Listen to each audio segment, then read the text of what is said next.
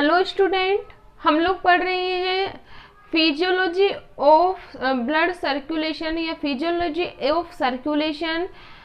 Physiology of circulation की last class में हम लोग पढ़ रहे थे कंपोजिशन ऑफ ब्लड, और हम लोगों ने बता दिया था कि जो कंपोजिशन ऑफ ब्लड होता है वो दो भागों से मिलकर बना होता है, प्लाज्मा और ब्लड कार्पल्सेज, जिसमें हम लोगों ने बता दिया था कि 55% भाग में ब्लड का प्लाज्मा बनाता है, जबकि 45% जो भाग होता है वो किससे बना होता है, ब्लड कार्पल्सेज से मिलकर बना हुआ होता है।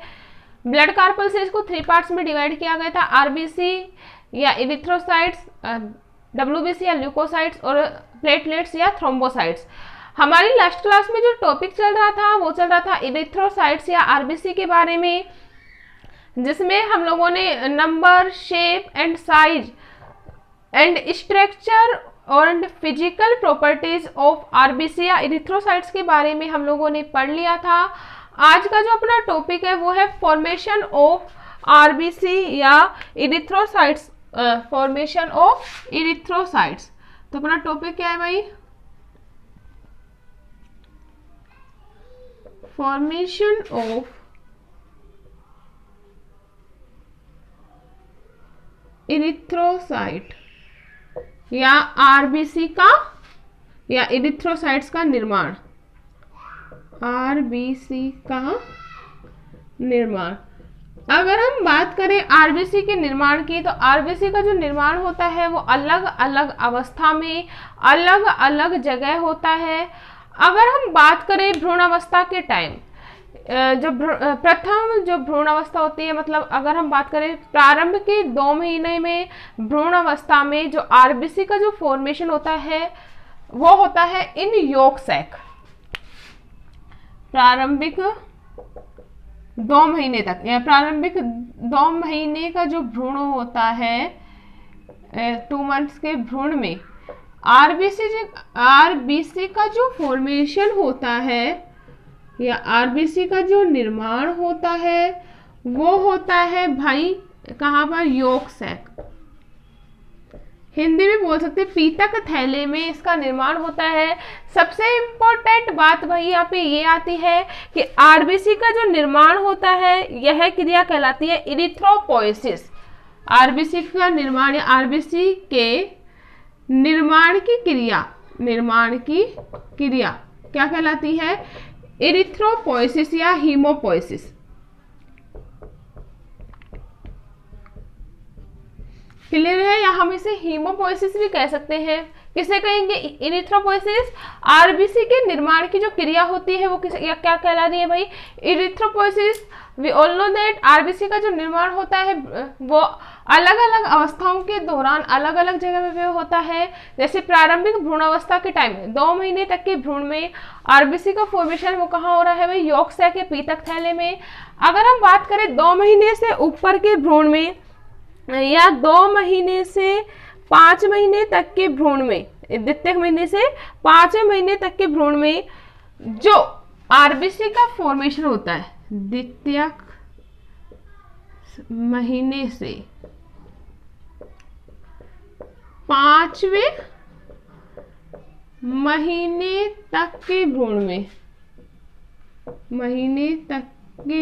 में आरबीसी का निर्माण स्प्लीन में हो सकता है, लीवर में हो सकता है या थाइमस में हो सकता है।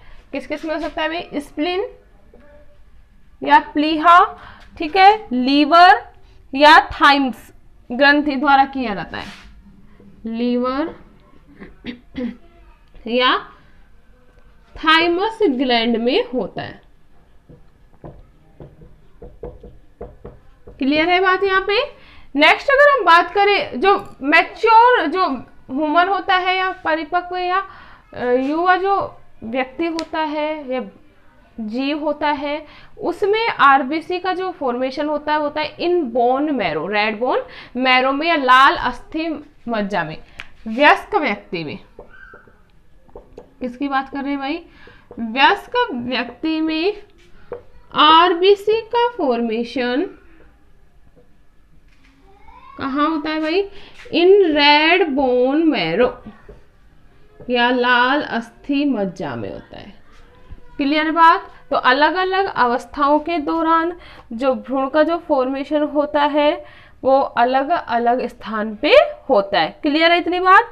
नेक्स्ट अगर हम बात करें, अगर आरबीसी जो मुख्य रूप से पाई जाती हैं वो पाई जाती है किस किस में, लॉन्ग बोन्स मतलब लंबी अस्थियों में, फीमर में और कशेरुकों और उरोस्थियों में। आरबीसी मुख्य रूप से लंबी अस्थियों में, लंबी अस्थियों, फीमर, उरोस्थी आदि में इनका निर्माण जो होता है मुख्य रूप से होता है। ठीक है। और अगर हम बात करें इरिथ्रोपोइसिस की जो क्रिया होती है व्यक्ति में लगभग 72 घंटे में संपन्न हो जाती है। इरिथ्रोपोइसिस की क्रिया मतलब आरबीसी का जो निर्माण हो जाता है वो कितने टाइम में हो जाता है भाई, 72 आवर्स में या 72 घंटे में हो जाता है। क्लियर है इतनी बात। ये तो था हमारा फॉर्मेशन ऑफ इरिथ्रोसाइट्स के बारे में। नेक्स्ट अगर हम बात करें life span of erythrocytes, life span of RBC या इरिथ्रोसाइट्स मतलब आरबीसी के जीवन काल की। तो आरबीसी का जो जीवन काल होता है वो अन्य भिन्न भिन्न जंतुओं में भिन्न भिन्न होता है। मतलब इसकी जो जीवन अवधि होती है वो अलग अलग जीवों में क्या होती है, अलग अलग। अगर बात करें हम ह्यूमंस की, तो ह्यूमंस में या मानव में आरबीसी का जो जीवन काल होता है वो होता है 120 डेज। कितना होता है भाई, 120 डेज होता है। इसी प्रकार अगर हम बात करें मेंढक में, तो मेंढक में होता है लगभग 100 दिन। मेंढक में कितना होता है, 100 दिन। और सबसे ज्यादा जो आरबीसी का जो जीवन काल होता है वो होता है डॉग में।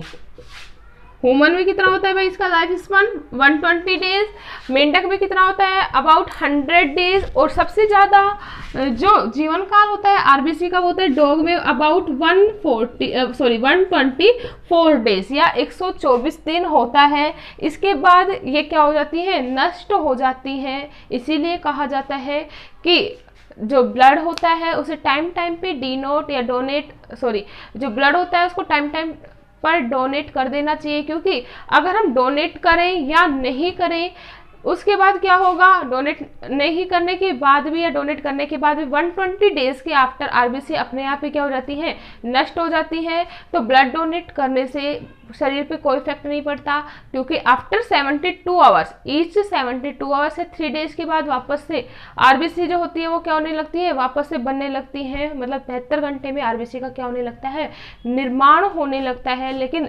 120 दिन के बाद, ह्यूमंस की बात कर रहे हैं हम इन रेफरेंस टू ह्यूमन, 120 दिन के बाद जो आरबीसी होती है वो स्वतः नष्ट होने लगती है। ठीक है, तो इसलिए ब्लड डोनेट कर देना चाहिए, लेकिन किसमें, जिसमें एचबी क्या हो ज्यादा। ऐसा नहीं है भाई मैम ने बोल दिया कि ब्लड डोनेट कर देना चाहिए लेकिन ब्लड है भी नहीं, लेकिन एचबी अगर हाई है तो हमें इजीली ब्लड डोनेट कर देना चाहिए, जिससे कि किसी न किसी व्यक्ति के क्या हो सके, यूज आ सके। इतनी बात क्लियर है।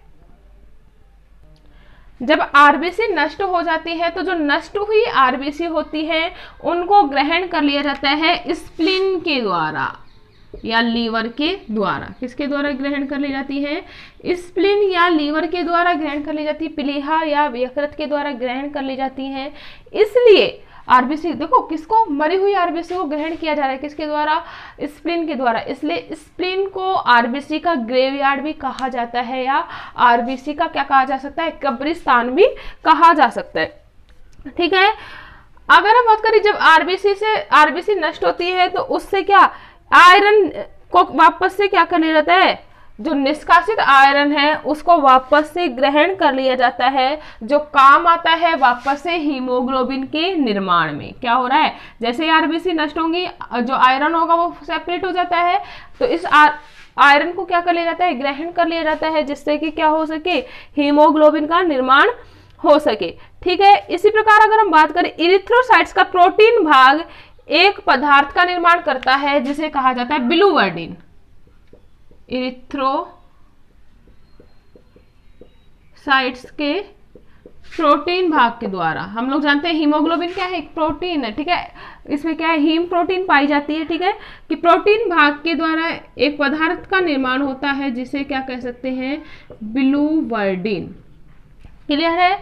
जो यह बिलूवर्डिन जो होता है वो आगे चलकर परिवर्तित हो जाता है बिलूरुबिन में। हम लोग जानते हैं बिलूरुबिन क्या है, एक पिगमेंट है। क्या है भाई, एक पिगमेंट है, ठीक है, जो पित्तवर्णक के रूप में पित्त रस द्वारा क्या कर दिया जाता है, निष्कासित। ये बिलूरुबिन क्या होता है, पित्तवर्णक, पित्तवर्णक द्वारा किसके रूप में, पित्त रस, बाइल जूस के रूप में क्या कर दिया जाता है, निष्कासित। क्लियर है। तो ये था हमारा आरबीसी का जो लाइफ स्पैन है उसके बारे में। अगर हम बात करें कि एक सेकंड में लगभग 25 लाख कण, वह एक दिन में लगभग 5 गुणा 10 की घात 11 लाल रक्त कणिकाएं क्या होती है, नष्ट। एक सेकंड में, एक सेकंड में लगभग कितनी, 25 लाख जो आरबीसी है वो क्या हो जाती है, नष्ट हो जाती है। और अगर हम कंप्लीट एक दिन की बात करें तो एक दिन में जो आरबीसी होती है वो 5 × 10⁻11 5 × 10⁻11 लाख आरबीसी क्या हो जाती है, नष्ट। क्लियर है इतनी बात। नेक्स्ट अगर हम बात करें, जब आरबीसी नष्ट होती है तो वह अपनी मृत्यु से पहले शरीर में लगभग 50,000 चक्कर लगाती है। कितने चक्कर लगाती है भाई, 50,000 चक्कर पूर्ण कर लेती है, ठीक है। और इनके नष्ट होने से लगभग 250 मिलीग्राम पित्त लवण बनते हैं। क्योंकि हम लोग जानते हैं नष्ट होगी, हम लोगों ने बता दिया, इरिथ्रोसाइट्स नष्ट हुई, इसके प्रोटीन भाग से क्या निर्माण हुआ, बिलूवर्डिन, और बिलूवर्डिन कन्वर्ट हो जाता है किसमें, बिलूरुबिन में, जो क्या है, एक पित्तवर्णक है, ठीक है। तो लगभग कितना, इनके नष्ट होने से लगभग 250 मिलीग्राम किसका निर्माण हो जाता है भाई, पित्तवर्णक का निर्माण हो जाता है। क्लियर है इतनी बात। नेक्स्ट क्लास में हम लोग पढ़ेंगे एनर्जी रिक्वायरमेंट।